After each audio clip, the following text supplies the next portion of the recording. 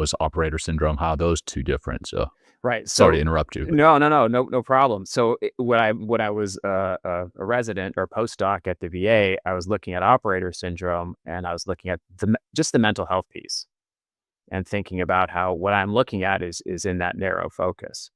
And then as soon as I started working at the VA, I noticed that I had thought that this only affects operators, that this was a combat related thing. And I started to see that this was happening to veterans who had never deployed to combat. There were some veterans mm, who didn't deploy at all.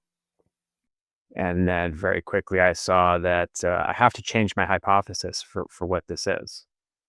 So my hypothesis was kind of along the lines of operator syndrome, where multiple deployments, multiple times of getting put into harm's way, multiple tours, seeing all this stuff puts a high burden on a person to survive. And then once all that's removed, we have problems.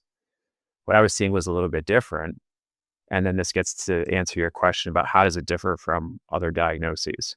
So I gave a talk in Austin recently about this, where there's 5 criteria generally for post-traumatic stress disorder. The first is exposure to trauma. The second is re-experiencing. So that's sort of your nightmares, mhm. flashbacks.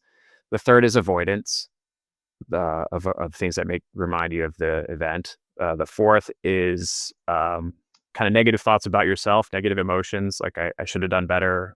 I could have zigged instead of zagged.